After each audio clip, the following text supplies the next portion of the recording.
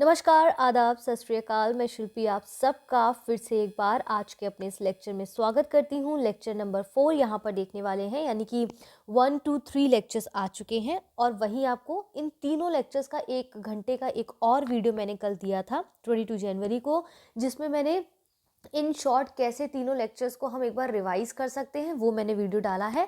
अगर आपने वो वीडियो भी अभी तक नहीं देखा है तो जाके देख लीजिए, लेकिन उस वीडियो को करने से पहले सेपरेट 1 2 3 लेक्चर्स देखिएगा, ताकि जब रिवीजन करें तो उस लेक्चर से आपका हो जाएगा। अभी तक चैनल को सब्सक्राइब नहीं किया तो प्लीज़ सब्सक्राइब कर दीजिए, वीडियोस को लाइक करें और वीडियोस को ज़्यादा से ज़्यादा दोस्तों के साथ शेयर करें।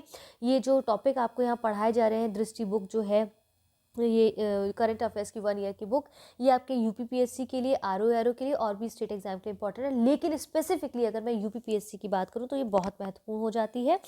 ठीक है, आगे बढ़ते हैं। आज के हम इसमें पहले टॉपिक पर बात कर लेते हैं। आज का हमारा पहला विषय यहाँ क्या होने वाला है, महीर के नाम से बात कर रहा है। ठीक है, महीर क्या है, देखिए महीर हम पढ़े इससे पहले इसके बारे में जान लीजिए, क्योंकि आजकल आप देखेंगे कि फुल फॉर्म में जो है क्वेश्चन बहुत पूछे जाते हैं। जैसे कि स्मार्ट मिशन एक था, ठीक है, उसका फुल फॉर्म पूछ लिया गया था, उसका पूरा नाम क्या है, तो क्या है, mission and advance high impact research. उसका फुल फॉर्म देखिए यहाँ पर भी दिया गया है, mission on advance and high impact research की बात की गई है। तो इसमें क्या है, बेसिकली आप देखेंगे ये ऊर्जा क्षेत्र से संबंधित है। इसमें कहा गया है कि नवीनतम और उभरती हुई जो प्रौद्योगिकियां हैं उन पर जो मॉडर्न और उच्च प्रभाव अनुसंधान है, हाई इम्पैक्ट और मॉडर्न टेक्नोलॉजीज को संचालित किए जाने की यहाँ पर आवश्यकता महसूस की गई है। नीचे आते हैं, इस पर समझते हैं। इसका फुल फॉर्म हमने समझा, ये क्या है, राष्ट्रीय मिशन है और इसका शुभारंभ किसके द्वारा किया गया है, 2 मंत्रालयों के द्वारा किया गया है। जो बहुत महत्वपूर्ण मैटर करता है, वो 2 मंत्रालय आप देखेंगे कौन से। इसका शुभारंभ केंद्रीय विद्युत मंत्रालय प्लस और नवीन और नवीकरणीय ऊर्जा मंत्रालय के द्वारा संयुक्त रूप से शुरू किया गया है। तो स्टेटमेंट में पूछ लेते हैं ना कि किस मंत्रालय के द्वारा शुरू किया गया, हो सकता है आपको एक ही लाइन दे दे, फिर आपसे वहाँ पर पूछ ले कि भाई ये संयुक्त रूप से इसको शुरू किया गया, इसका शुभारंभ जो है संयुक्त रूप से किया गया, इस रिसर्च का ऐसे ही किया गया। तो ये संयुक्त रूप से किया गया किन किन मंत्रालयों के द्वारा, केंद्रीय विद्युत मंत्रालय और नवीकरणीय ऊर्जा मंत्रालय के द्वारा। यहाँ तक स्पष्ट है। इस मिशन को जो है 2023-24 से लेकर 2027-28 तक, यानी कि 5 वर्ष की प्रारंभिक अवधि के लिए शुरू किया गया। तो इस तरह के कोई स्टेटमेंट होते हैं जहाँ पर 5 ईयर्स 10 ईयर जैसे की बात करते हैं, संपूर्ण ईयर की बात करते हैं, तो वहाँ पर ज़्यादा फोकस करना है, क्योंकि क्वेश्चन आने की संभावनाएं वहाँ से बढ़ जाती हैं। तो कह रहे हैं कि 5 वर्ष की प्रारंभ अवधि के लिए इसको तैयार किया गया है। ईयर देख लेना है। इसी के साथ इसका उद्देश्य, जैसा कि मैंने बताया, यहाँ पर विनिर्माण की बात करें। देखिए जब भी कहीं पर advance and high impact research की बात करता है, रिसर्च मतलब कि कुछ ऐसा रिसर्च करें जिसमें कुछ नया इम्पैक्ट डाल सके, कुछ नया बना सके। ठीक है, तो भारत को क्या हाई, आपने देखा ना, उच्च हाई इम्पैक्ट रिसर्च की बात कर रहे हैं, तो उन्नत विद्युत प्रौद्योगिकी के लिए विनिर्माण केंद्र बनाना है।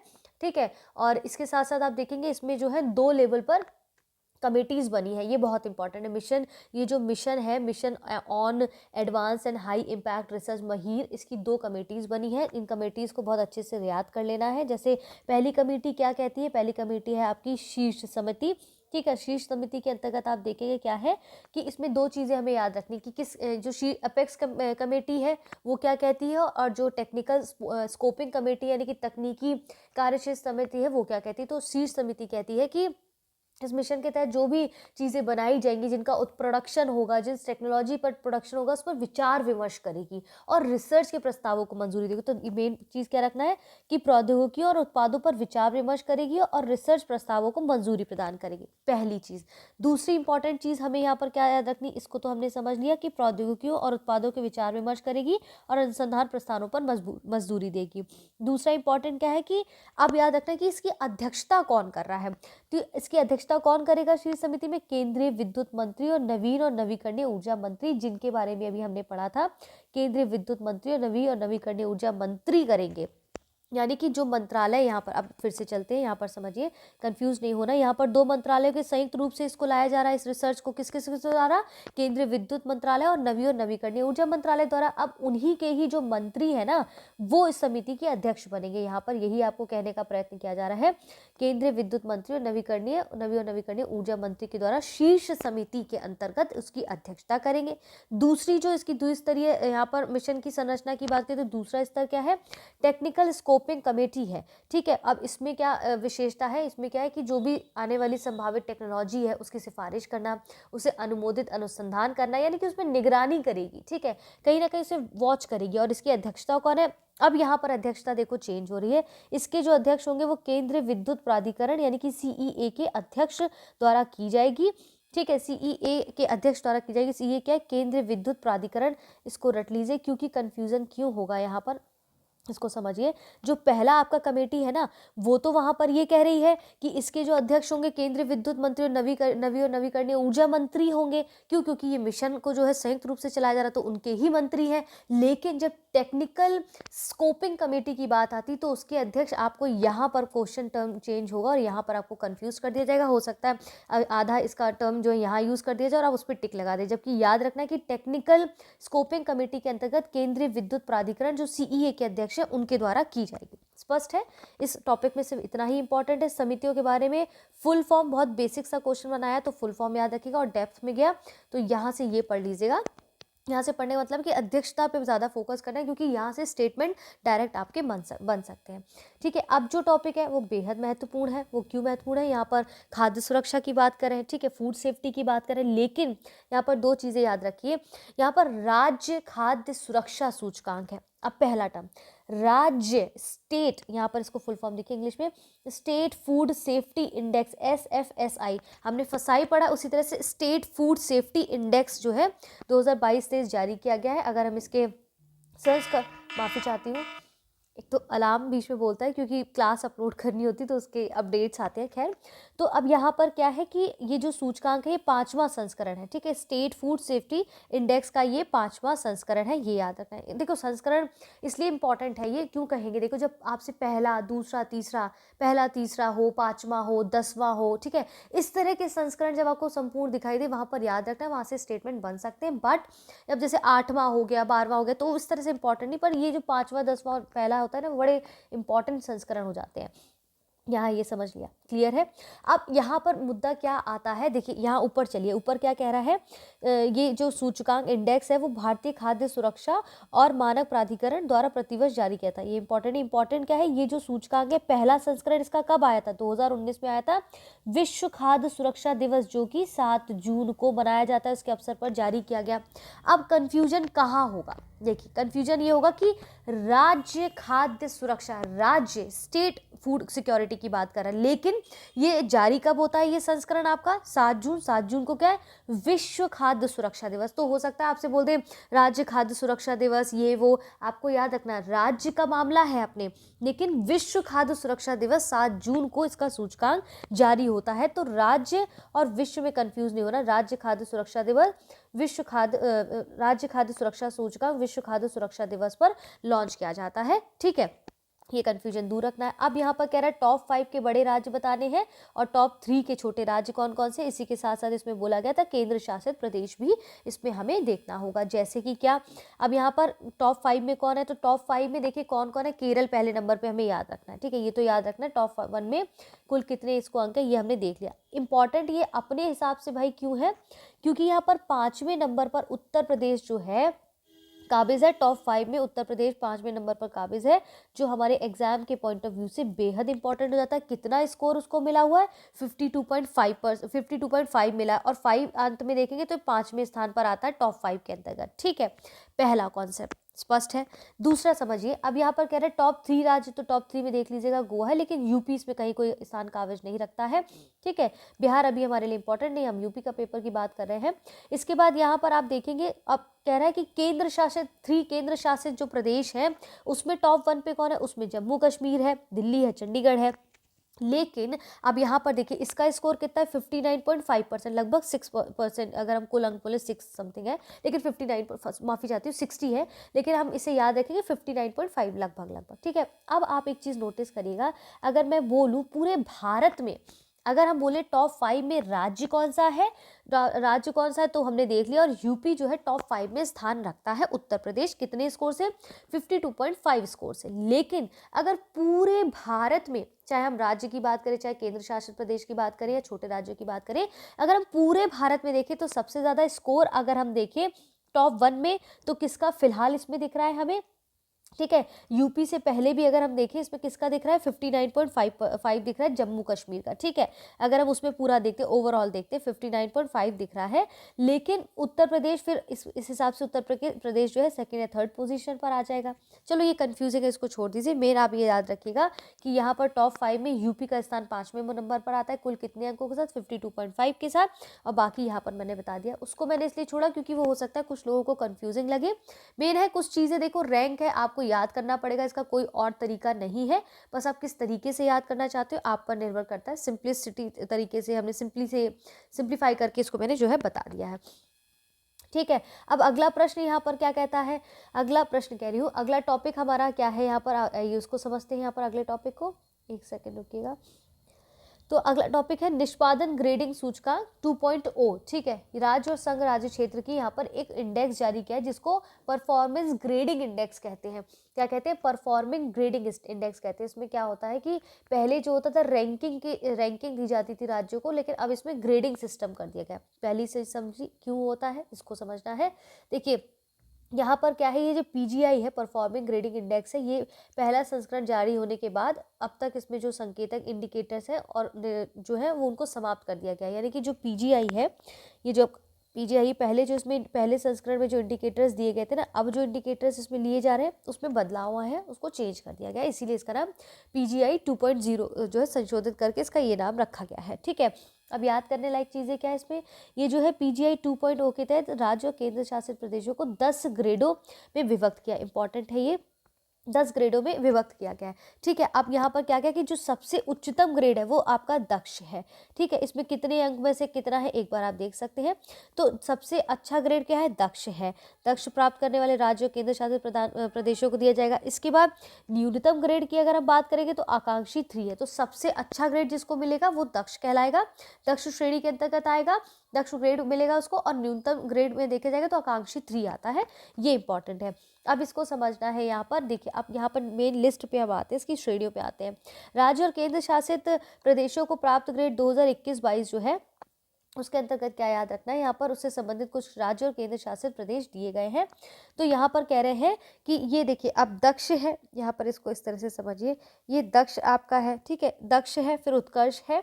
ठीक है, दक्ष है, उत्कर्ष है, अति उत्तम है, उत्तम है, पर प्रचेष्ट 1 है, प्रचेष्ट 2, 3 इस तरह से है। लेकिन अगर आप ध्यान देंगे, थोड़ा सा धैर्य से समझिए, पहले नंबर पर दक्ष है पहली श्रेणी में, दूसरी श्रेणी में आप देखेंगे उत्कर्ष है, फिर तीसरे पे कौन है, तीसरे में अति उत्तम है, फिर चौथे में आपका उत्तम है, फिर 5वें में आपका प्रविष्ट है। तो टॉप 5 में हम देखेंगे, टॉप 5 में किसी भी राज्य या किसी भी केंद्र शासित प्रदेश का नाम नहीं है। और ये किस विषय में बात करें, यहाँ पर स्कूल शिक्षा और साक्षरता विभाग ने क्या किया है कि स्कूल शिक्षा के क्षेत्र में कुछ चेंजेस लाए, कुछ बदलाव लाए, उनको प्रेरित करने के उद्देश्य से निष्पादन ग्रेडिंग सूचकांक लाया गया है। ठीक है, तो टॉप 5 में अगर हम देखें तो किसी भी राज्य या किसी भी केंद्र शासित प्रदेश को कोई ग्रेड नहीं मिला हुआ है। लेकिन टॉप 5 में 5 के 3 टर्म्स हैं, यहाँ पर 3 लेवल है। ठीक है, प्रचेष्ट 1, प्रचेष्ट 2, प्रचेष्ट 3। तो प्रचेष्ट 2 में चंडीगढ़ और पंजाब थे, यानी कि टॉप 5 में कौन आएगा, चंडीगढ़ और पंजाब, क्योंकि प्रचेष्ट 2 के अंतर्गत दिया गया है। ठीक है, इसके बाद अब हमारे लिए इंपॉर्टेंट ये इसलिए हो जाता है क्योंकि यहाँ पर हमें ये देखना है कि उत्तर प्रदेश का नाम किसके अंतर्गत आता है भाई, क्या उत्तर प्रदेश इसमें काबिज है कहीं ना कहीं। तो देखिए आकांक्षी 2 जो है, आकांक्षी 1 के अंतर्गत आप यूपी के दिमाग उससे सोचेगा, स्टार बना देती हूँ कि इसके अंतर्गत आप देखेंगे जो यूपी का नाम दिया गया है यहाँ पर, माफ़ी चाहती हूँ, आकांक्षी 1 नहीं बच्चों, आकांक्षी 2 के अंतर्गत आप देखेंगे। ठीक है, आकांक्षी 2 के अंतर्गत आप देखेंगे यहाँ पर जो यूपी का नाम दिया गया है उत्तर प्रदेश, तो उत्तर प्रदेश के लिए ये इंपॉर्टेंट हो जाता है, तो इसको स्टार बना दीजिए कि आकांक्षी 2 के अंतर्गत उत्तर प्रदेश का नाम दिया गया है। ठीक है, तो ये याद रखना है। तो टॉप 5 में देखेंगे चंडीगढ़ और पंजाब है, जिसमें प्रविष्ट 2 के अंतर्गत आता है। उत्तम, अति उत्तम, प्रचेष्ट 1 और उसमें दक्ष श्रेणी या फिर उसमें उत्कर्ष श्रेणी के अंतर्गत ये नहीं कोई राज्य या केंद्र शासित प्रदेश आता है। अब एक चीज़ और यहाँ पर इंपॉर्टेंट हो जाती है, आकांक्षी 3, क्योंकि हमने देखा कि उच्चतम ग्रेड जो है वो दक्ष राज्यों को दिया जाएगा, जो मतलब उनको टाइटल दिया जाएगा, ये जो है ग्रेड दिया जाएगा, और जो सबसे कम ग्रेड होगा वो होगा आकांक्षी 3। तो हो सकता है आपसे स्टेटमेंट के तौर पर पूछ लिया जाए कि भाई पीजीआई जो है आपका, यानी कि आपका क्या है, परफॉर्मिंग ग्रेडिंग इंडेक्स के अंतर्गत आकांक्षी 3 के अंतर्गत कुछ राज्य शामिल किए गए, उन 4 राज्यों के नाम दे देगा, लेकिन यहाँ तो 3 ही राज्य हैं। तो कौन कौन से? अरुणाचल प्रदेश, मेघालय और मिजोरम। तो 4 नहीं, पहले तो 3 है। तो कौन कौन से? अरुणाचल प्रदेश, मेघालय और मिजोरम। और पीटी में इस तरह के प्रश्नों की संभावनाएं बहुत बढ़ जाती है जब वो बहुत एक्सट्रीम जाकर कोई प्रश्न पूछता है, तो यहाँ पर कंफ्यूज कर दिया जाता है। ठीक है, तो कंफ्यूज नहीं होना है, एक दो बार रिवाइज करिए, आसानी से चीज़ें समझ आती हैं। इसके बाद NIRF इंडिया रैंकिंग्स 2003, ये दूसरा टॉपिक आ जाता है हमारा। इसके अंतर्गत हमें क्या याद रखना है? देखिए, इसका फुल फॉर्म क्या पहले ही समझिए, national institutional ranking framework. National institution ranking framework, यहाँ पर इसका फुल फॉर्म यहाँ पर ये हो जाता है। ठीक है, तो इसकी शुरुआत कब हुई? इसकी शुरुआत हुई थी 2015 में। ध्यान दीजिएगा, ये जो है NIRF national institutional ranking framework, ये शुरू किया गया था 2015 में। ठीक है, लेकिन इसमें आप देखेंगे, इसमें जो आप देखेंगे इसकी जो रैंकिंग का पहला संस्करण है वो 2016 में जारी हुआ था। ठीक है, ये जो शुरू हुआ था, ये फ्रेमवर्क जो है वो 2015 में शुरू हुआ था, लेकिन पहला जो इसका संस्करण है 2016 में शुरू हुआ। तो कंफ्यूज नहीं होना है, पहली चीज़।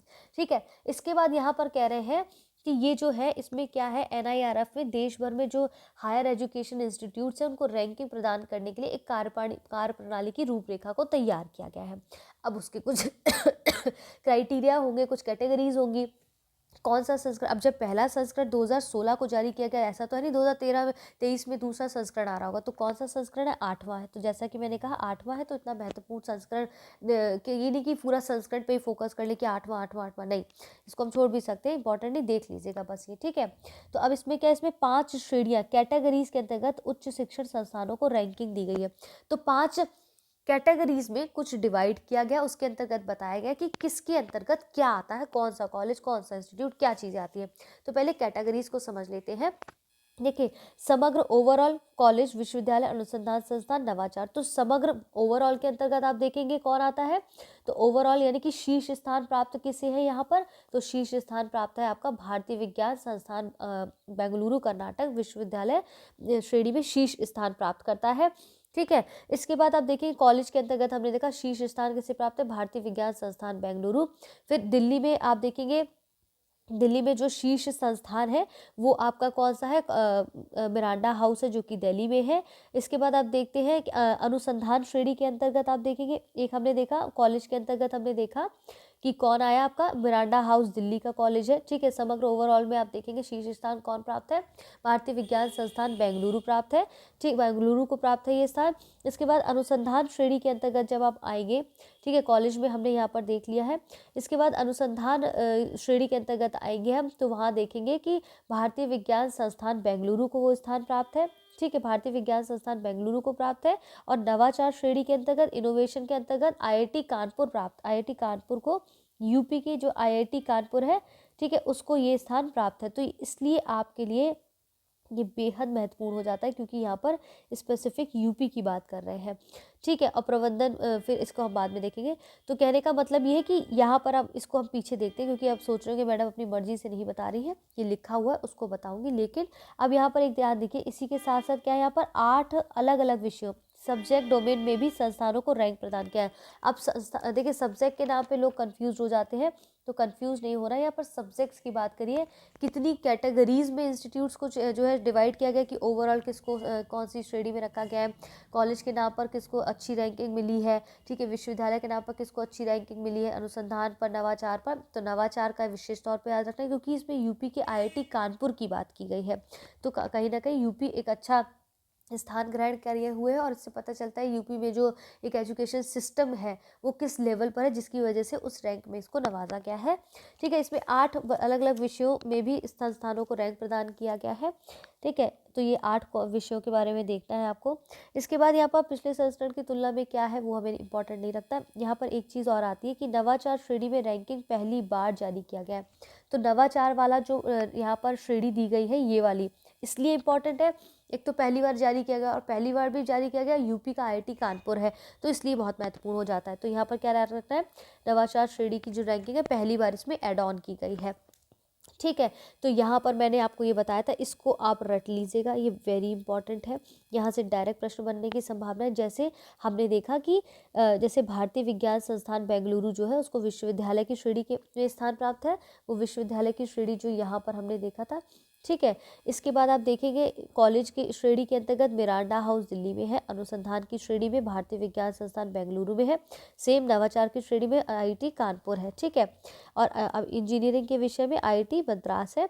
अब यहाँ पर कह रहे हैं 8 विषय जो है इसमें इस पर काम करता है। तो 8 विषय इसमें क्या है, 8 विषय आपके कौन कौन से, इस पर ध्यान दीजिए, ये इंपॉर्टेंट है आपके लिए। प्रबंधन विषय, बस इतना ध्यान देना है, फार्मेसी विषय, चिकित्सा विषय, दंत चिकित्सा विषय, चिकित्सा विषय प्लस दंत चिकित्सा विषय। ठीक है, यानी कि डेंटल की बात कर रहा है। विधि विषय, वास्तुकला नियोजन विषय और कृषि एवं संबद्ध क्षेत्र विषय। अब इसमें जो कृषि एवं संबद्ध क्षेत्र विषय है वो नया जोड़ा गया है इस साल से, तो इम्पॉर्टेंट हो जाता है। हो सकता है 4 स्टेटमेंट में आपको दे दें कि ये नाम ही ना दें, लेकिन कृषि से संबंधित विषय को भी एड ऑन किया गया। तो ये क्या है, उसके विषय हो गए, ये विषय है। इसके बाद कौन सी किसको श्रेणी मिली हुई है, ये बहुत इंपॉर्टेंट है, इसको रट लीजिएगा। उसके आगे एक लिस्ट, जैसे यहाँ पर लिखा है ना, यहाँ पर ये लिस्ट जारी की गई, उसी के समक्ष लिख लीजिएगा किसको कौन सा मिला है, कौन कौन से राज्य के कौन कौन से जो है प्लेस या इंस्टीट्यूट इसके अंतर्गत आते हैं, कौन सी श्रेणी प्राप्त है। ठीक है, अब इसके बाद अगला टॉपिक हमारा आज का आता है नए संसद भवन का उद्घाटन। देखिए, अब नए संसद भवन की जब हमने बात की है तो पहली चीज़ आपके मन में आनी चाहिए कि नए संसद भवन में कौन सा विधेयक पारित हुआ, कौन सा बिल पारित हुआ था, जिसको हमने पहले भी क्लास में पढ़ाया है। इवन कल जो 1 to 3 लेक्चर्स का रिवीजन किया था उसमें भी बताया था। तो आप कमेंट बॉक्स में बताइएगा कि किस संसद, ये जो नया संसद में कौन सा विधेयक पारित हुआ और वो विधेयक किस अनुच्छेद के अंतर्गत, किस अमेंडमेंट के द्वारा, कौन से नंबर का विधेयक है, यह कमेंट बॉक्स में बताइएगा। ठीक है, और अगर मैं हिंट दे दूं, उस विधेयक के अंतर्गत आपको याद होगा कि 1/3 जो सीटों का रिजर्वेशन है वो महिलाओं के लिए रखने की बात की जा रही है। ठीक है, आपको याद होगा तो बता सकते 1/3 जो है वो पंचायती राज व्यवस्था में भी आपने देखा होगा महिलाओं के लिए सीट आरक्षण की बात की गई है ना। अब ये बताइए कि हम किसकी बात कर रहे हैं, कौन सा बिल था जो नए संसद भवन में पेश किया गया, प्लीज़ मुझे कमेंट बॉक्स में बताइएगा। ठीक है, तो उसी तर्ज पे आप देखेंगे पंचायती राज में भी 1/3 सीटों के रिजर्वेशन की बात की गई है। अब फिर पंचायती राज की मैंने बात पूछी तो आपके दिमाग में क्लिक होना चाहिए कि अच्छा 73rd 74 अमेंडमेंट की बात की जा रही है, किस आर्टिकल के अंतर्गत पंचायती राज की बात की जा रही है, वो सब एक बार रिवाइज कर लीजिए। जब इस तरह की कोई चीज़ बताती हूँ तो बेसिक को भी बहुत ध्यान रखिए, क्योंकि बिना बेसिक के आप आगे नहीं बढ़ पाएंगे। करंट अफेयर्स आप तभी समझ सकते हैं जब आपका थोड़ा बेसिक तैयार होगा, एटलीस्ट समझा होगा चीज़ों को। ठीक है, तो कहने का मतलब ये है कि इसके साथ साथ बेसिक्स तैयार करिए, और बेसिक के लिए बहुत समय नहीं है तो कुछ नहीं करना है, घटना चक्र को उठा के पढ़ लीजिए। घटना चक्र पूर्वावलोकन जो आता है, जो मैं जैसे हिस्ट्री का करा रही हूँ वैसे और विषय का भी होगा, तो उनको रट लीजिए, वो बहुत महत्वपूर्ण है। ठीक है, इसके बाद यहाँ पर ये बात हो गई। अब नए संसद भवन के उद्घाटन की बात करें तो क्या बेसिक चीज़ें इंपॉर्टेंट है उसको हमें समझ लेना, और इससे प्रश्न बनने की ज़्यादा संभावना इस बार बन जाती है। क्यों, देखिए यहाँ पर बेसिक दिया, उसको रहने दीजिए, वो आप देख सकते हैं। मेन यहाँ पर आते हैं जिससे प्रश्न बन जाएगा। जैसे कह रहे हैं कि ये जो अवसर आया था जब नए संसद भवन का उद्घाटन हुआ, कहते प्रधानमंत्री मोदी ने नए संसद भवन का उद्घाटन किया, और उद्घाटन के अवसर पर इन्होंने 75 रुपये का सिक्का, यानी कि 75 रुपये का जो है कॉइन, ठीक है, 75 रुपये का कॉइन और स्मारक डाक टिकट भी जारी किया है। तो ये इसलिए इंपॉर्टेंट है क्योंकि पीटी में ये प्रश्न बनेगा ही बनेगा। ठीक है, तो कौन कौन सी 2 चीज़ें उन्होंने जो जारी की है उस दिन, 75 रुपये का सिक्का और स्मारक डाक टिकट भी इन्होंने जारी किया है। और ऐसे ही अवसरों पर इस तरह की चीज़ें जारी होती है तो इम्पॉर्टेंट हो जाता है।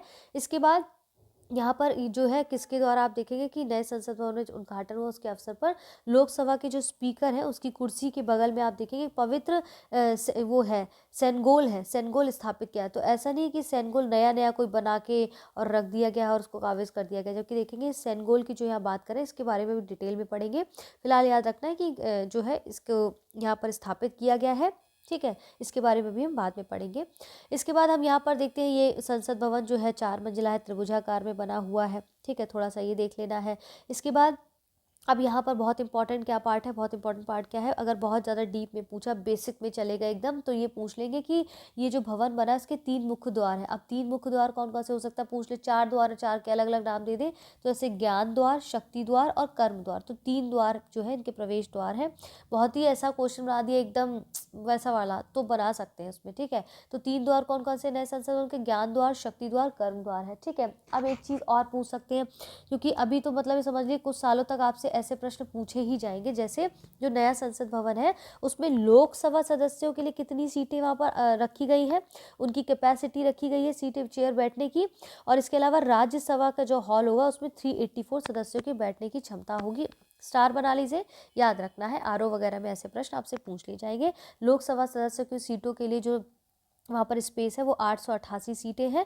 वहीं राज्यसभा में हॉल में 384 सदस्यों के बैठने की क्षमता होगी, ठीक है। इसके बाद आप यहाँ देखते हैं नए संसद भवन में लोकसभा का जो आंतरिक हिस्सा है वो राष्ट्रीय पक्षी यानी कि पिकॉक पर आधारित है। जो नया संसद भवन बना है, बहुत इंपॉर्टेंट है ये नया संसद। अब क्यों इंपॉर्टेंट है, देखिए हमें सबको पता है राष्ट्रीय पक्षी मोर है, तो जो लोकसभा का जो नए संसद में आंतरिक हिस्सा बना उसमें राष्ट्रीय पक्षी को आधारित किया गया। लेकिन मुद्दा इसलिए बना था कि राज्यसभा का जो आंतरिक हिस्सा है उसे राष्ट्रीय पुष्प कमल पर आधारित बनाया गया। तो यहाँ पर बवाल ये हुआ था कि भाई ये किसी राष्ट्र का किसी नेशनल जो देखेंगे नेशनल जो पार्टी है उसका सिंबल है लोटस, ठीक है। तो इसलिए यहाँ पर थोड़ा सा इसको बवाल के रूप में देखा गया था, बहुत मुद्दा बना था कि लोटस को ही क्यों वहाँ पर बनाया गया है ना, राष्ट्र पुष्प कमल को ही वहाँ पर क्यों बनाया, क्योंकि पुष्प तो किसी पार्टी का सिंबल है।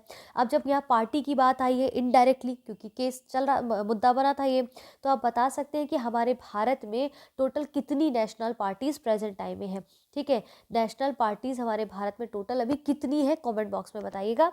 क्लियर है। इसी के साथ साथ ये प्रांगण में राष्ट्रीय वृक्ष जो है बरगद भी स्थापित किया गया। इंपॉर्टेंट नहीं है, इंपॉर्टेंट और क्या चीज़ है इंपॉर्टेंट, जैसे कि मैंने बताया सेंगोल की जो स्थापना की, कहाँ पर उन्होंने लगाया है सेंगोल, स्पीकर की कुर्सी जो है वहाँ पर लोकसभा में उसके बाजू में उसको लगाया गया है, ठीक है।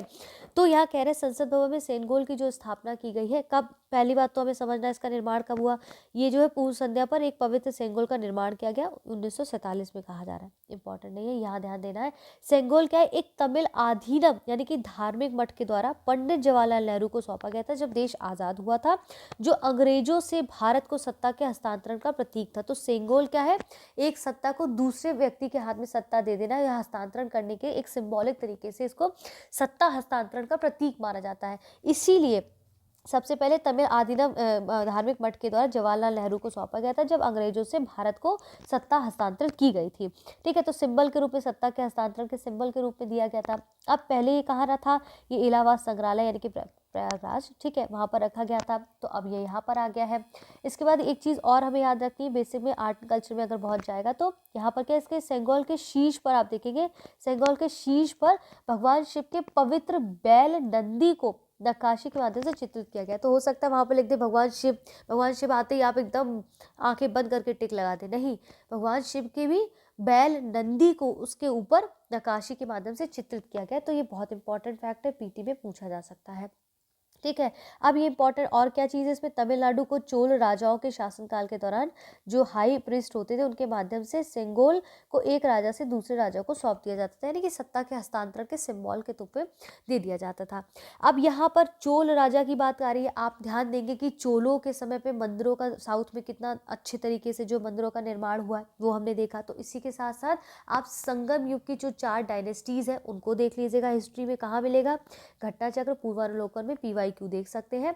तो 4 डायनेस्टीज के बारे में, संगम युग के बारे में देखिएगा, चोल राजाओं की कब कब कौन सी स्थापना हुई, इन्होंने कौन किस किस पर विजय प्राप्त की थी, तो उनकी विक्ट्रीज देख लीजिएगा, क्योंकि UPPSC राजाओं, शासकों और शासनकाल के समय की जो उनकी विक्ट्री हुआ करती थी उसके बारे में बहुत डायरेक्ट प्रश्न बनाता है। तो वहाँ से आप बेसिक को देख सकते हैं, हिस्ट्री का घटना चक्र आपको इसमें मिल जाएगा। और आर्ट एंड कल्चर के हिसाब से भी जो चोल साम्राज्य था उसके समय पे वो बहुत ज़्यादा रिच, आर्थिक रूप से समृद्ध थे, तो उनकी सामाजिक, आर्थिक, राजनीतिक स्थिति का जो पदार्पण है या उनका जो रिफ्लेक्शन है वो वहाँ के आर्किटेक्चर में देखने को मिलता है। तो आप वो आर्ट एंड कल्चर के साथ कनेक्ट कर सकते हैं, ठीक है। इसके बाद उड़ान 5.2 नया टॉपिक है ये। तो उड़ान 5.2 की जो 5.2 की जो बात हो रही है, इसके अंतर्गत हमें चीज़ें समझनी है, वो ये है कि इसमें क्या याद रखना है। देखिए उड़ान स्कीम के अंतर्गत ये क्या है, लाया गया है 5.2 2016 में इसको शुरू किया गया था पहली बार, राष्ट्रीय नागर विमानन नीति।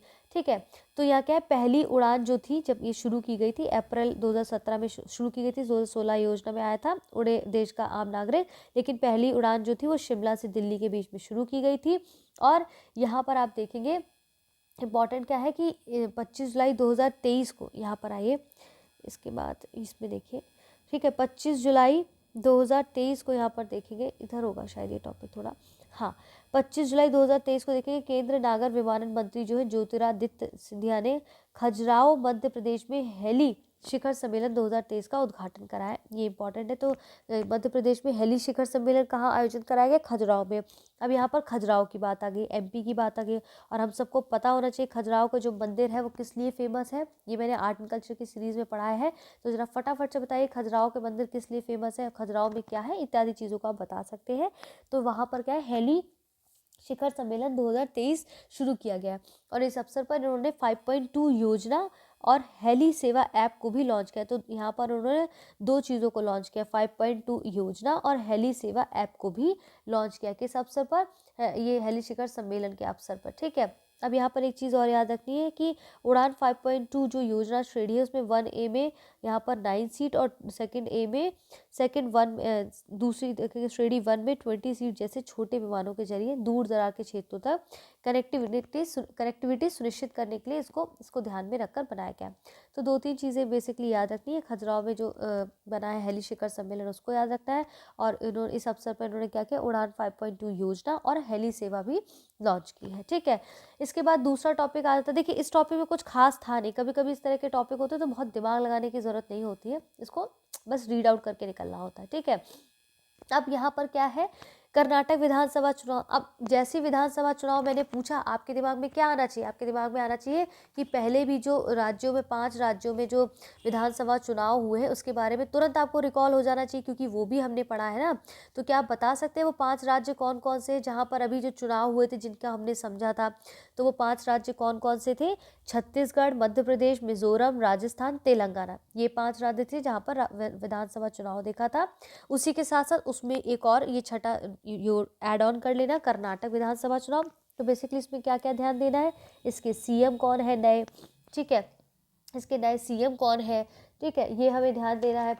इसके बाद हमें ध्यान देना है कि यहाँ पर जो है यहाँ पर कितनी सीट्स किसको मिली हुई है, ठीक है, एससी को कौन सी कितनी सीट मिली है, एसटी को कितनी सीट मिली है, इत्यादि हम यहाँ पर देख सकते हैं। और ये 15वीं विधानसभा चुनाव है। इसके बाद यहाँ पर कितनी सीटें, टोटल 224 सीटें कर्नाटक विधानसभा में, 36 सीटें एससी को, 15 सीटें अनुसूचित जनजातियों को है ना, ये हमें ध्यान देना है, याद रखना है। इसके बाद इनके मुख्यमंत्री जो होंगे वो मुख्यमंत्री इनके होंगे सिद्धरामैया कर्नाटक के मुख्यमंत्री होंगे। उन्होंने शपथ ग्रहण करी, राष्ट्रीय कांग्रेस के ये जो है इन्होंने यहाँ पर सीएम होंगे। तो कौन कौन से सीएम हमने वो भी देखा था पहले, इस तरह से कर्नाटक विधानसभा में देखना है। देख लीजिएगा कौन सी पार्टी जो है जीती है, उसको समझ लीजिएगा, इंपॉर्टेंट नहीं है। आगे बढ़ते हैं, ऑपरेशन समुद्रगुप्त की बात करें, नया टॉपिक है, इसको 5 स्टार लगा लीजिए। क्यों कह रही हूँ अभी समझेंगे आप। देखिए ऑपरेशन समुद्रगुप्त की जो बात है इसमें आपको साइंस भी मिलेगा, ठीक है, इसमें आपको ज्योग्राफी भी मिलेगा, इसमें आपको कई तरह चीज़ की मिलेगी। ठीक है, अब ऑपरेशन समुद्रगुप्त जो है, तो समुद्रगुप्त का नाम आते ही सबसे पहले आपके दिमाग में क्या घूम जाना चाहिए कि भैया समुद्रगुप्त कौन थे, इनके बारे में पता हो, इन्हें किस टाइटल से नवाजा गया था, हमें ये टाइटल पता हो कि इनको किस टाइटल से नवाजा गया था समुद्रगुप्त को। ठीक है, कौन कौन सी डायनेस्टीज़ जो है इनके अंतर्गत थी वो सब हम देख सकते हैं। बेसिक की बात है और देखना पड़ेगा, क्योंकि करंट में मुद्दा बना है, इसका मतलब बेसिक से प्रश्न घुमा के पूछ लेगा। अब यहाँ पर क्या कह रहा है, ये किस लिए बनाई गई थी, ये नशीले पदार्थों की तस्करी को रोकने के लिए। ठीक है, तो किस लिए बनाया गया है, ये जो बात कर रहे हैं नशीले पदार्थों की तस्करी को रोकने के लिए इसको बनाया गया था। नशीले पदार्थों की तस्करी को रोकने के उद्देश्य से ये जो है ये ऑपरेशन चलाया गया था। और किसके द्वारा ये ऑपरेशन की शुरुआत की गई थी, 2022 में नारकोटिक्स कंट्रोल ब्यूरो, तो ऑब्वियसली बात है एनसीबी के द्वारा। अब ऑपरेशन समुद्रगुप्त का नाम इन्होंने लिया है तो हो सकता है कंफ्यूज हो जाए, तो याद रखना है कि एनसीबी के द्वारा ये जो है ये शुरू किया गया था कि नशीले पदार्थों की तस्करी को रोकना। ठीक है, इसमें अब ध्यान देना है कि 13 मई 2023 को यहाँ पर नारकोटिक्स कंट्रोल ब्यूरो ये एक अभियान के तहत लगभग 2500 किलोग्राम मेथम्फेटामाइन याद रखना है, बहुत महत्वपूर्ण है। क्यों? पीटी में पूछेगा। मेथम्फेटामाइन जो है ये जब्त किया था, ये एक ड्रग का ही नाम है मेथम्फेटामाइन, ठीक है, ये इंपॉर्टेंट है, पीटी में आपसे पूछा जा सकता है। तो अब ये इंपॉर्टेंट क्यों है? क्योंकि आप देखेंगे ये नशीले पदार्थों की जब्ती के लिए एजेंसी को इसको शुरू किया गया इस मामले जहाँ पर ये बात की जा रही है। अब ये इसलिए इंपॉर्टेंट है क्योंकि ये जो मेथम्फेटामाइन है ना, ये बहुत इंपॉर्टेंट है। मेथम्फेटामाइन बहुत ज़्यादा व्यसनकारी उत्तेजक है जो केंद्रीय तंत्रिका तंत्र को, ये इंपॉर्टेंट है, जो केंद्रीय तंत्रिका तंत्र को प्रभावित करता है। तो साइंस से इसलिए रिलेटेड हो जाता है कि मेथम्फेटामाइन जो है शरीर के किस अंग को, किस तंत्र को प्रभावित करता है, तो केंद्रीय तंत्रिका तंत्र को ये प्रभावित करता है मेन, ठीक है। अब दूसरा इसमें टॉपिक क्या यहाँ पर है कि मेथम्फेटामाइन मस्तिष्क के एक प्राकृतिक रसायन डोपामाइन की मात्रा को बढ़ा देता है। तो मेथम्फेटामाइन आप देखेंगे यहाँ पर केंद्रीय तंत्रिका तंत्र को प्रभावित करता है और कहीं ना कहीं ये प्राकृतिक रसायन जो है डोपामाइन की मात्रा को ज़्यादा बढ़ा देता है। तो साइंस के लिहाज से ये दोनों बहुत महत्वपूर्ण और पीटी में आपसे यहाँ से डायरेक्ट प्रश्न बन सकता है। क्लियर है? आगे बढ़ते हैं, ठीक है। इसके बाद अब यहाँ पर जो हम इसके टॉपिक पर आते हैं, यहाँ पर बॉक्स में जो चीज़ें लिखी गई हैं, स्वर्ण अर्धचंद्र और स्वर्ण त्रिभुज, ठीक है। तो ये भारत के दो सबसे बड़े अफीम उत्पादक क्षेत्रों के बीच स्थित है। भारत जो है विश्व के दो सबसे बड़े अफीम उत्पादक क्षेत्रों के मध्य में स्थित है। स्वर्ण अर्धचंद्र और स्वर्ण त्रिभुज की बात करता है। ये दो क्षेत्र है, पूर्व में स्वर्ण त्रिभुज गोल्डन ट्राइंगल और वेस्ट में आपका गोल्डन क्रीसेंट है, अर्धचंद्र है। अब ये क्या है? स्वर्ण त्रिभुज के अंतर्गत थाईलैंड, म्यांमार और लाओस, क्योंकि यहाँ पर इसकी बात कर रहा है, लोकेशन की बात कर रहा है। तो ये जो कंट्रीज है थाईलैंड, म्यांमार और लाओस की जो बात कर रहा है, यहाँ पर ध्यान रखना है कि स्वर्ण त्रिभुज के अंतर्गत कौन कौन सा आता है? थाईलैंड, इसको हाईलाइट कर लीजिए। स्वर्ण त्रिभुज के अंतर्गत थाईलैंड, म्यांमार और लाओस, हो सकता है कंफ्यूज हो जाए जब पूछा जाए, तो याद रखना है। वही स्वर्ण अर्धचंद्र के अंतर्गत आपका पाकिस्तान, अफगानिस्तान और ईरान आता है। क्या क्या आता है? स्वर्ण अर्धचंद्र के अंतर्गत आपका पाकिस्तान, अफगानिस्तान और ईरान आता है। तो POK की जगह PAI याद रखना। स्वर्ण त्रिभुज में थाईलैंड, म्यांमार और लाओस आता है। अब जब इन विषयों के नाम आए हैं ना, इस बारे में यहाँ पर लोकेशन की बात की गई, तो आपकी ड्यूटी बनती है, जैसे लाओस हो गया, म्यांमार हो गया। लाओस क्या लैंडलॉक कंट्री है, ठीक है, तो लाओस क्या लैंडलॉक कंट्री है। तो यहाँ पर आपको ध्यान रखना होगा कि कौन सी लैंडलॉक कंट्री है, कौन सी कंट्री है, थोड़ा सा देखना होगा। इसके साथ साथ साउथ अमेरिका का, अफ्रीकन कंट्री की जो लैंडलॉक कंट्रीज है उनको देख लीजिएगा। ये सब आपको कहाँ सब मिलेगा? घटना चक्र में। ज़्यादा भटकने की जरूरत नहीं, घटना चक्र का जो पोर्शन होगा ना मैपिंग वाला उसका, ज्योग्राफी का, उसमें जाके देख लीजिए कैसे ही ज्योग्राफी से कनेक्टेड है, ठीक है। यूरोपियन कंट्रीज कैसी क्या है, लाओस की इंपॉर्टेंट है, कौन कौन सी जल संधि इत्यादि लाओस, थाईलैंड, म्यांमार या इनके आसपास या आप देख सकते हैं कौन कौन सी और महत्वपूर्ण जल संधियाँ हैं, उनको सब देख लीजिएगा, ठीक है। तो ये सब चीज़ें क्या है आपके करंट के साथ साथ बेसिक्स में भी बहुत महत्वपूर्ण हो जाती है। अब इसके बाद यहाँ पर हम दूसरे टॉपिक पर आते हैं। यस, ये समझ लिया, आपको समझ आ गया ना जो यहाँ पर समझाने का प्रयत्न किया गया है, जो भी ऊपर समझाया आपको। इसके बाद दूसरा टॉपिक हमारा यहाँ पर आ जाता है, पहला भारतीय वायु सेना जो है विरासत केंद्र के बारे में यहाँ पर पढ़ लेते हैं।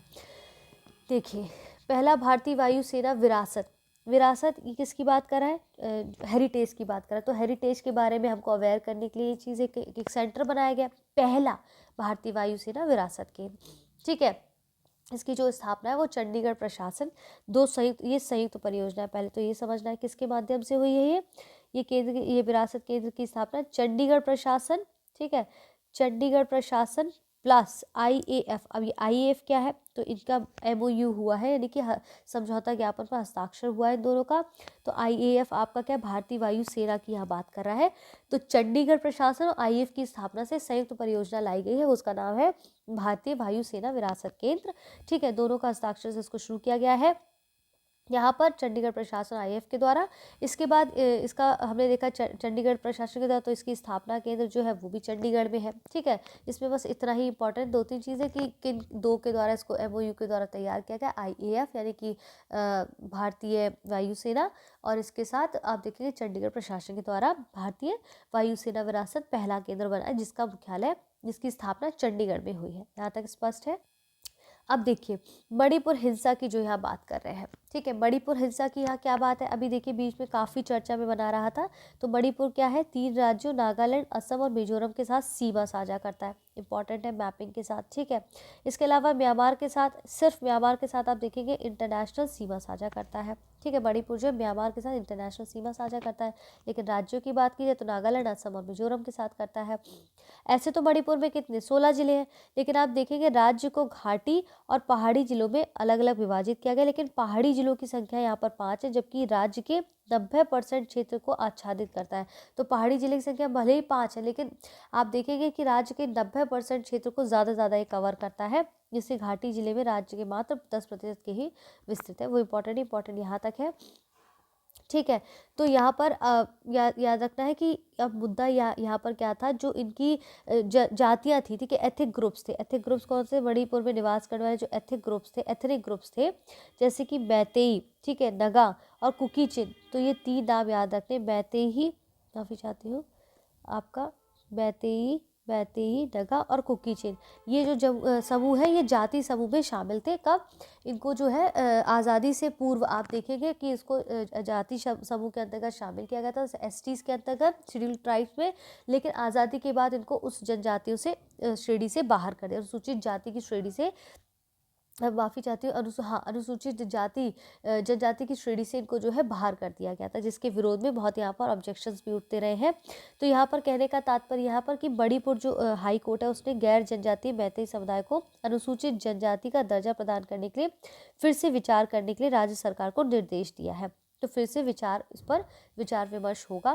कहने का मतलब ये है कि हाई कोर्ट ने हाई कोर्ट के निर्देश के विरुद्ध अखिल जनजातीय छात्र जो है, जिनका नाम है all tribal student union Manipur एतु सम द्वारा जनजातीय एकजुटता रैली का आयोजन किया गया। क्यों? क्योंकि उनको लगता था अभी तक जो लाभ इनको मिलता रहता था एसटीज के नाम पे, अगर और लोग ऐड ऑन होंगे तो इनका कहीं ना कहीं कोटा कम हो जाएगा, इनकी सीटें कम हो जाएगी। इसके लिए अगेंस्ट में यहाँ पर रैली वैली निकालते। तो मणिपुर में काफ़ी हिंसा भी भड़की थी। इसके बाद आप ध्यान रखना 1949 में क्या हुआ, भारत संघ में मणिपुर के विलय से पहले मैतेई को जनजाति के रूप में मान्यता प्राप्त थी, अभी हमने समझा। लेकिन संविधान जब बना तो आदेश जब आया 1950 का मसौदा तैयार होने के बाद उनका ये दर्जा उनसे छीन लिया गया अनुसूचित जाति होने का, ठीक है। तो अब ये इंपॉर्टेंट है, ये बेसिक था, थोड़ा सा लेके समझना था किस मुद्दे की बात कर रहे थे। तो ये आपका इसका बैकग्राउंड चला जाता है। अब इम्पॉर्टेंट यहाँ पर और क्या चीज़ हो जाती है कि मणिपुर हिंसा की जांच के लिए एक आयोग बनाया गया, ठीक है। अब इसमें इम्पॉर्टेंट क्या है, ये आयोग बनाया गया था, लेकिन अब इसमें क्या है कि इम्पॉर्टेंट इसमें क्या हो जाता है कि अजय लांबा इसके अध्यक्ष है। तो इसके अध्यक्ष कौन है? ये पूर्व मुख्य न्यायाधीश है अजय लांबा, इसके अध्यक्ष है। तो किस आयोग के कौन से अध्यक्ष हैं? याद रखना है, मणिपुर हिंसा जांच के आयोग के अध्यक्ष कौन है? अजय लांबा है, ठीक है। इसके बाद इसमें 2 अन्य सदस्य भी है, लेकिन इंपॉर्टेंट आपका सिर्फ यहाँ पर ये है। इसके बाद आता है कि मणिपुर में शांति समिति का गठन। अब ये एक इसमें है कि हमने देखा हिंसा की जांच के लिए आयोग बनाया गया, उसके अध्यक्ष कौन थे? अजय लांबा थे। वैसे ही शांति समिति का जो गठन हुआ है, उसके मणिपुर के राज्यपाल अनुसुईया उइके जो है इनकी जो है अध्यक्षता करती है। इस गठन का जो समिति का गठन किया है, उसके अध्यक्ष कौन है? अनुसुईया उइके। तो यहाँ पर ये इंपॉर्टेंट है, क्योंकि आपको कंफ्यूज करने के लिए 2 स्टेटमेंट के तौर पर पूछ लेंगे कि मणिपुर हिंसा की जांच के आयोग के अध्यक्ष कौन है, या फिर शांति समिति का गठन के अध्यक्ष, समिति के अध्यक्ष कौन है, तो कंफ्यूज नहीं होना है, ठीक है। इसके साथ साथ आप यहाँ पर देखेंगे कि मणिपुर शांति समझौता की अब जब बात होगी, सेम वैसे ही शांति समझौते के अंतर्गत आप देखेंगे कि यहाँ पर भारत सरकार और मणिपुर सरकार ने UNLF के साथ एक शांति समझौते पर हस्ताक्षर किया। जब इन्होंने बहुत हुड़दंग मचाना शुरू कर दिया, तो भारत सरकार ने और मणिपुर सरकार ने यूनाइटेड नेशनल लिबरेशन फ्रंट, जिन्होंने याद है कि काफ़ी हड़कंप मचाना शुरू कर दिया, तो उनको शांत कराया, शांति समझौते पर हस्ताक्षर किया। और अगर हम UNLF की बात करें तो इसका गठन 1964 में हो गया था, ठीक है। तो ये बेसिक के तौर पर आएगा। तो कहने का तात्पर्य यहाँ पर ये है कि मणिपुर हिंसा के बारे में तो पढ़ना ही है, उसके साथ साथ ये जो आयोग और समिति का गठन की बात करें, इनके अध्यक्ष कौन कौन है, यहाँ पर विशेष तौर पर ये महत्वपूर्ण हो जाते हैं। यहाँ तक आपको स्पष्ट आ गया है, हो गई है चीज़ें स्पष्ट। अब हम आगे बढ़ते हैं। अगला टॉपिक हमारा क्या कहता है? राष्ट्रीय विनिर्माण नवोन्मेष सर्वेक्षण की बात करता है। अगला टॉपिक क्या है? राष्ट्रीय विनिर्माण नवोन्मेष सर्वेक्षण। सर्वेक्षण देखिए क्या होता है, आपका स्टडी होता है, अध्ययन करना होता है, ठीक है। सर्वे जारी कर दिया, वैसा अध्ययन किया है इसमें। तो अध्ययन क्या है, ये किस प्रकार का अध्ययन है, कितने लोगों के साथ या किन किन के साथ अध्ययन किया गया है? तो कहने का तात्पर्य ये एक संयुक्त अध्ययन है। संयुक्त अध्ययन का मतलब क्या है कि ये जो सर्वेक्षण किया गया है, जो सर्वे किया गया है, वो 2021-22 में आया है विज्ञान एवं प्रौद्योगिकी विभाग के द्वारा यानी कि साइंस एंड टेक के द्वारा, प्लस गवर्नमेंट ऑफ इंडिया के द्वारा, ठीक है, और संयुक्त राष्ट्र औद्योगिकी विकास संगठन के द्वारा यानी कि plus science and tech plus government of India plus UNIDO। देखिए दो तो चीज़ आप याद कर लेंगे, साइंस एंड टेक के द्वारा, गवर्नमेंट ऑफ इंडिया के द्वारा। अब यहाँ आपको चेंज करेगा स्टेटमेंट के तौर पर, ठीक है। तो UNIDO भी जो है इस संगठन, ये जो संगठन है संयुक्त राष्ट्र औद्योगिकी विकास, यूनाइटेड नेशन इंटरनेशनल डेवलपमेंट, इन तीनों के सहयोग से ये एक संयुक्त अध्ययन किया गया है। इसका उद्देश्य है कि भारत में निर्माण फर्मों यानी कि मैन्युफैक्चरिंग फर्म में नवाचार प्रदर्शन का मूल्यांकन करना है, ठीक है। अब यहाँ पर 2 लेवल पर यहाँ पर सर्वे हुआ है, 2 लेवल्स पर यहाँ पर सर्वे हुआ है, हमें देखना है वो सर्वे कौन कौन से हैं। जैसे फर्म लेवल सर्वे है, दूसरा है आपका SSI sectoral system of innovation की बात कर रहा है। तो फर्म लेवल पर जो सर्वे हुआ है उसके अंत में जो उसका निष्कर्ष निकला है, जो उसका कंक्लूजन निकला है, उसके तौर पर इसे यहाँ पर लाया गया है भारत विनिर्माण नवोन्मेष सूचकांक। किसके आधार पर? इसका जो एक निष्कर्ष के रूप में एक चीज़ जो बाहर निकल के आई है वो है भारत निर्माण नवोन्मेष सूचकांक, ठीक है। तो वो सूचकांक में हमें देखना है कि क्या क्या चीज़ें कही गई हैं। तो इसमें देखेंगे सूचकांक में 28 राज्य और 6 केंद्र शासित प्रदेश है। अब ये क्यों इंपॉर्टेंट हो जाता है इसको समझिए। आप कहेंगे कि इसमें क्या नई बात है, 6 राज्य और केंद्र शासित प्रदेश है, इसमें क्या इंपॉर्टेंट, जो याद रखना है इंपॉर्टेंट इसलिए है क्योंकि जब ये प्रश्न बनेगा तो आपको पता रहेगा कि भारत में, पता है ना भारत में कितने राज्य हैं और कितने यूटीज़ हैं। अगर आपको ये पता रहेगा तो यहाँ पर कंफ्यूज नहीं होंगे आप, क्योंकि आपको पता है कि 6 केंद्र शासित प्रदेश है, भारत में कितने केंद्र शासित प्रदेश है, इसलिए यहाँ पर कंफ्यूजन हो सकता है और पीटी में प्रश्न यहीं से बन जाता है। सिंपल देखने में लग रहा है लेकिन घाव करे गंभीर अगर सही समय पे नहीं पढ़ा तो याद रखना भारत में कितने स्टेट और यूटीज़ हैं। अगर वो याद होगा तो आप यहाँ पर ये ध्यान रखेंगे कि यहाँ पर इस सूचकांक में 28 राज्य और 6 केंद्र शासित प्रदेशों को जो है शामिल किया गया है।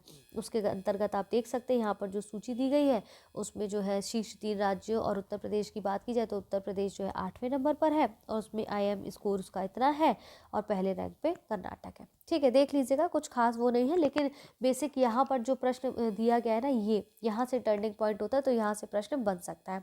तो कुछ भी ऐसा बहुत टफ या ना समझने लायक है ऐसा कुछ नहीं, क्योंकि जो भी मैं पढ़ा रही हूँ मेरी पूरी कोशिश है सिंप्लीफाई करके पढ़ाऊँ, चीज़ों को समझाऊँ। लाइन टू लाइन पढ़ने का मेरा उद्देश्य नहीं, मेरा उद्देश्य है कि आपको चीज़ें कंठस्थ हो, याद हो, समझ आए और बेसिक के साथ कैसे जोड़ना है। ना केवल 30-35 क्वेश्चन आप करंट के करें बल्कि 40 से 50 क्वेश्चन आप ऐसे ही कर जाएं इसी पुस्तक से, ताकि क्योंकि बेसिक साथ में चल रहा है, हम बेसिक भी साथ में समझते हैं। ये नहीं कि सिर्फ आया सामने पढ़ा और निकल गए, बेसिक पढ़ाने की भी कोशिश करती हूँ ताकि आप उससे अपडेटेड होते रहें।